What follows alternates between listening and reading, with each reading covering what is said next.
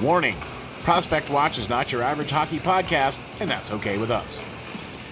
Our goal is to introduce you to stars in the making from all over the world. They may not be household names yet, but we assure you they will be soon enough. Welcome to Prospect Watch.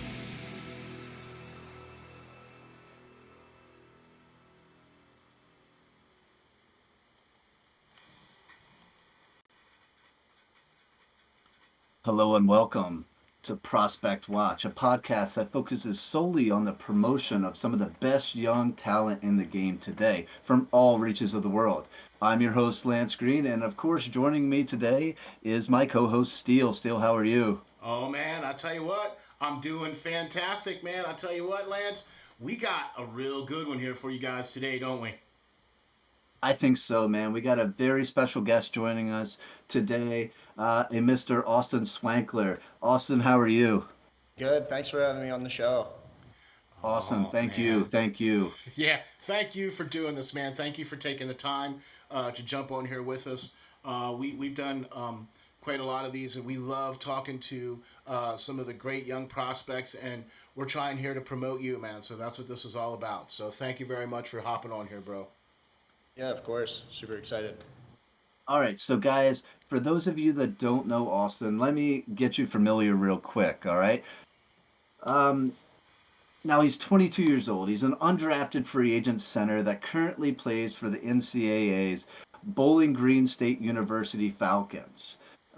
As for why we decided to have this young man join us on this show, it's pretty simple. Um, he was just a Hobey Baker Award candidate or nominee last year, right? He scored 19 goals, 25 assists for 44 points in just 35 games played. All right, now that's saying something right there. I Yeah. think that this young man right here is going to be vying for a NHL contract at the end of this season, if I do say so myself. I don't want to put anything on Austin. He's going to have a great season, but I wouldn't be surprised if that happened. Let's just Nope. say that. Me So, neither. so Steele, without so we don't keep this young man too long, why don't you start us off with some questions? Oh boy, I tell you what, I would love to. I would love to. I would love to. First of all, we admire your game, Austin. That was one of the main reasons why you're on the show, because we like to look at the young talent that's coming up, and we like to take a look at these guys and give you an opportunity to show us your game and talk to us about your game. You know what I mean? Because we think the world of you, man, and we think that there's nothing but great things ahead of you, man. So you keep plugging, keep banging away, and we got nothing but high hopes for you, bro, especially after this coming season. So let's get right into it. Lance already informed us of what kind of stat totals that you're capable of. But so our viewers can get a better understanding of what kind of player you are, maybe you can kind of give us an NHL player that you maybe sort of model your game after, or kind of maybe, look after or take after? Yeah, definitely. I watch Nikita Kucherov quite a bit. Ho, ho, I think ho. I think his playmaking ability and stuff like that. I'm able to see the ice pretty well and make passes and plays that he's able to do. Obviously, he's doing it at a higher level than I am right now, but hopefully be able to do that at that level too. So. Yeah, that's Not a some. not a bad guy there, yeah. Yeah, I was Not a just gonna bad say guy to that's. model your game after. Yeah, that's pretty lofty, and man, I'll tell you what. You do have that good vision though. You know what I'm saying? So I can see that. I can see that. Lance. Sure. All right, since we're talking about your game already, I have to say that I'm a goalie, but I'm an old goalie here, but I really love your awareness when you have the puck on your stick and your ability to kind of protect it while you have it. Um, and it's something that I think a few prospects, that come to mind really have. In a sense where you're able to keep it in tight to your body and protect it and still be able to like kind of break the ankles of some goalies and defenders out there.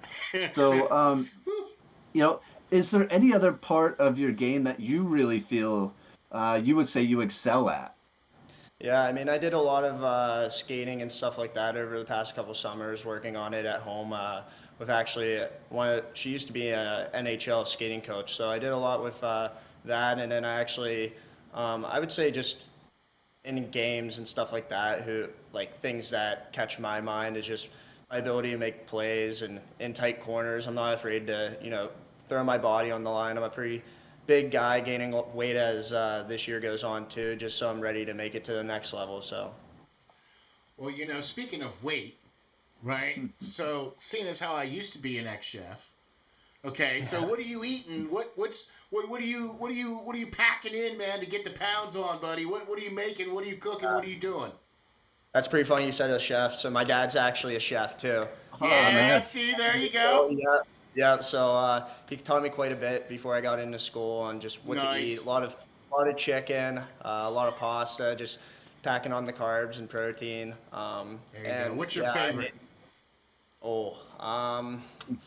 That's tough. I eat a lot of fish. I like salmon, so I would say I eat more salmon and fish, probably twice a week or so. Okay. A steak here and there, but definitely my favorite. I make stuffed bell peppers. Ooh, there you go. Oh, God, Actually do you stuff them with like the hamburger and the rice? Yep. Yeah, all right. There you go. Yeah, Good proteins there. There you yeah, go. I like cooking quite a bit.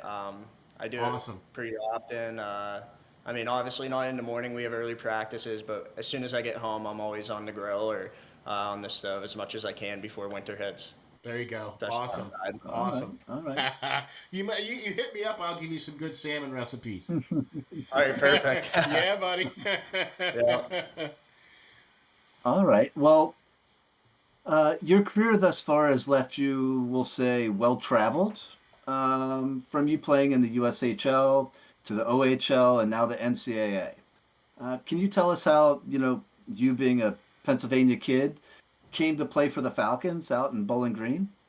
Yeah, actually, so I actually came here quite a bit growing up.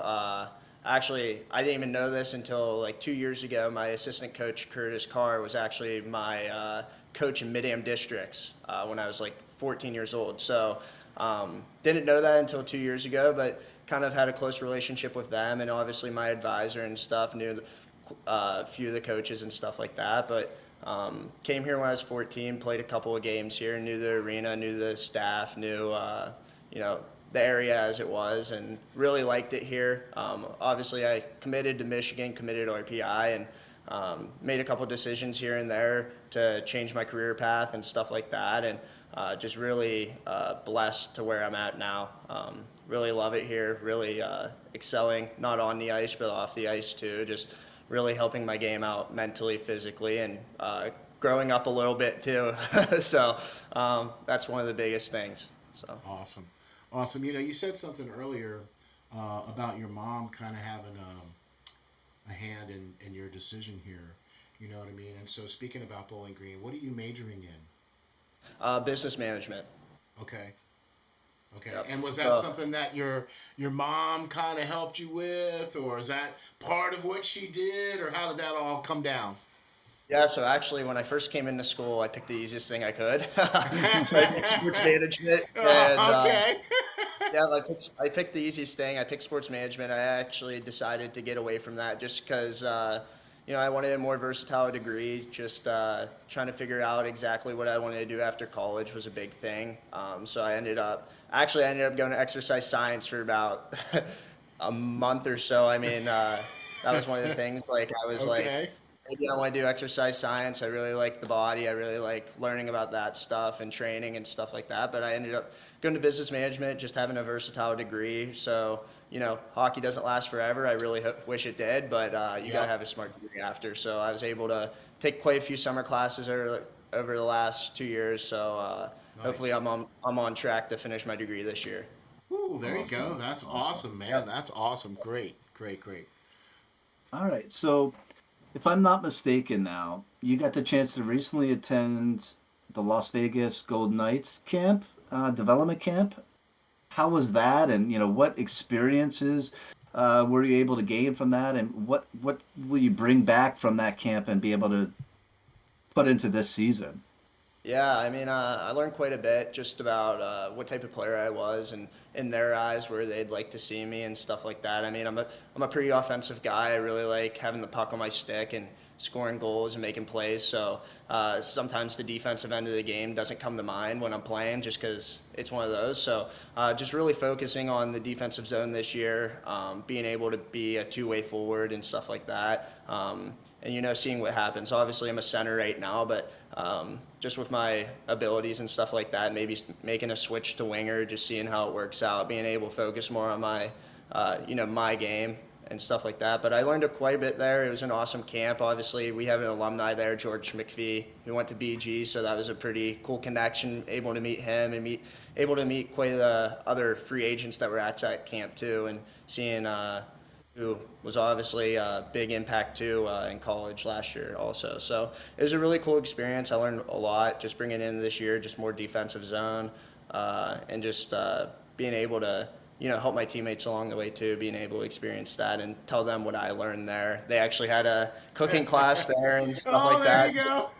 So maybe showing the guys a few meals and stuff like that. There you go. Yeah, just All trying to right. show as much as I can. Awesome. You speak about a lot of things that you're doing. What do you feel is like? What do you feel is the strength of your game, and what do you feel is like the weakness of your game? Because you talked about both of those things. You know what I mean? So I know it's about a two-part question. So what do you feel is your strength, and then what do you feel is a weakness? Yeah, I would just say strengths are definitely just being able to go on the ice and play my game, focusing on that. I mean, hockey's a big mental game, especially getting to the higher levels, and now too balancing school and hockey. So I do a lot of mental training. Actually working with Saul Miller, who wrote Hockey Tough, that book. Oh, yeah, there if you you go. guys are familiar with that. So Yeah. I work with him and just being able to focus my mental game in, because things can obviously go right and you're all happy and stuff like that, but you got to know when things are going bad, you also have to be happy too. You got to realize that the game's not always going up for you all the time. So when it's going down, how are you going to be able to focus on that and figure out things? Awesome. That's awesome. And what would you say would be like a weakness that would be something that you need to work on, On the ice? or whatever? Yeah. On the ice. On the ice. Okay, I would definitely say skating. I mean, skating's the biggest part of the game. You look at McDavid, you look at all those guys who are really outstanding skaters, and I would say definitely skating. You can never be too good of a skater, so I'd say that's definitely one of them. There you Okay. go. There you go. He's Nice. checking off all the right boxes, isn't he, Lance? Yeah. Doing his work in the off season and all. Yeah, man. So, as I laid out in the beginning of the show, you obviously had a great year last year, being nominated even for the Hobey Baker. So, fill us in on like your decision to come back. We talked a little bit about it, but come back this year to BG. I know it had to be a hard one, whether to go try to turn pro or come back and for another season with the Falcons. Who may have played a big part in that and all? I think that's everybody here at BG, honestly. They took their faith in me when I got my eligibility back and was able to come back to college, and I kind of just wanted to put it back towards them. I mean, I look at my teammates and stuff like that who I've been able to play with the last 2 years, and I wasn't ready to leave. I look at my line mates last year, Greasock and them, obviously, in O'Hara. Greasock left, but O'Hara's still here, and he was a big line mate of mine. He helped me out a lot during the year, and especially a lot of the teammates who, even if I had all those points, they were still able to keep me accountable for my mistakes and stuff like that. And I just learned that I developed a lot over this past year, so I could develop a lot this year too. I'm always trying to learn more and be able to become a better player, especially my coaches too, just being able to do like daily stuff with them. And I look at, from delivering pizzas during COVID, and then getting my eligibility back, and now being able to play hockey, how much I've learned from them. And they definitely taught me a lot, especially mentally. I think that was the biggest thing growing up for me, was my mental game and being able to, really stay focused on that end goal. And I think they helped me out so much in that aspect, being able to hold me accountable just like my teammates, but holding me accountable to my game and also being a great person too. That's awesome that you say that. I mean, because it's very, very rare that a player gets their eligibility back to play in your collegiate ranks. So they definitely took a big risk coming and trying to work with you to get that, and show that they really wanted you in a sense to join their club, and hopefully it paid off tenfold last year, and hopefully it carries on this year with you guys being able to build upon that success for sure. Yeah, super thankful for them. Obviously, me and my dad just were talking about it in the summer. We were able to, fill out the paperwork, get everything that we needed done, and as soon as I was granted my eligibility back by the NCAA, they reached right out to me, and it was a no-brainer to come here just with everything, family, culture, and everything that goes on here. It's just the best place for me. Awesome. Awesome. That's great. What goals have you set for yourself for this year, if any? I kind of went into the same mindset as last year. I said it in a lot of my interviews, and I kind of praise it now just to have fun. I mean, hockey, you don't want to make it a job. You want to still make it the game you love, and I still love this game and would die for this game. So I would say just going in, having fun, being able to play my game, but also get better in the defensive zone, just like teams are asking and stuff like that, and being able to show them that I am going to be a better player this year, and I can impact an NHL team quite a bit once I make that step into it. So I would say that's the biggest thing, just to have fun and be able to play my game, impact, and make that jump. There you go. And I think you started that last year too, because I mean you were a plus 13 last season, and you definitely grew in that aspect of the game. So you're doing all the right things. Like they said, a lot of guys can have all that offensive talent, and they show no willingness to even come back and defend at all. And that's the difference between what makes a talented player, but and what makes a good pro is able to adapt to what teams want and be able to continue to grow their game. So, I see your game growing, and hopefully it will this year. So, good stuff. Good stuff. Exactly. All right. That's kind of how I feel too, man. You know what I'm saying? Yeah. Yeah. Yeah, I mean, there's teams are looking for different type of players, obviously, and you just got to be able to adapt to that. I mean, you look at some of these NHL players who probably put up a ton of points in college and a ton of points in major, junior, or whatever, and came in the NHL and were now third or fourth liners, and they had to change their game, develop, and figure it out that way. So I think that's the biggest thing, right? Yeah. Exactly. It's all For sure. cyclical. Do you know what I mean? Because once you get to a certain point in the junior levels, you max out. You know what I mean? Yeah. You become the top talent. You become the main man, pots and pans there, right? Well, now then when you go to the NHL, you're starting back down at the bottom rung again. Yep. You know what I mean? You got veterans that have been playing now for 10 years now that are the top guys on the rung. And you're this rookie coming in. You know what I mean? So you pretty much have to. You know what I mean? You're starting at the bottom again. Yeah. Well, I think that was good that you went to the NCAA, back to the NCAA and stuff as well, because like Steele said, in major juniors, it's great. You see guys scoring 100 and some points on guys when they're 18, 19 years old playing against 15-year-old kids. But the NCAA is a little bit different monster. It's a lot more physical. It's a lot closer game to the AHL, the NHL, I think. And you definitely see, you lining up against some different players that have already been drafted, and some of them even in the first or second round even. So definitely a different style of game. And that kind of flows into my next question here. Over the years, you got a chance to play both with and against so many good players. Can you give me one name who you feel every time you were either out on the ice with them or against them that you definitely made it a point to stand up in your skates and really, I got to be ready for this guy because he's that good? Yeah. Trying to think. Definitely Minnesota State Mavericks had quite a few players. I mean, last year, David Cilia, who just transferred to Wisconsin, had a really good season. I would say playing against them, or Pavel on their team too. They're just both really good players who play the game the right way. And I played against them for the last 2 years quite a bit. So I'd say one of those two guys. I mean, Pavel's a big body. He was able to play the game the right way. Obviously found his way to an NHL contract, which was really good for him. Right. And I'd definitely say him. One of those two guys. Yeah, I think you also played with a guy in Erie, Drysdale. Yeah, Yeah, he was pretty good too. So yeah, yeah, I mean, you he was definitely definitely had. really good. Yeah, Yeah, I mean, I was on a power play with him, and just some of the things that he did with the puck was quite crazy. Just being able to find me with a wide open net and me not having to do anything except for like shoot the puck in the net was pretty easy. I'm sure I've been on quite a few of his highlight reels where I'm just doing nothing and he's skating around the ice and just finding me. But yeah, I would definitely say there's quite a few players there, quite a few players in USHL, but just now being able to see like how like being older and stuff like that, being able to see the game now, I'd say those two players come to mind the last 2 seasons. Awesome, awesome. So this is going to be one of my last questions here. But if say you weren't doing hockey, right? If hockey wasn't your thing, what would be your thing? Well, that's a tough one. Um,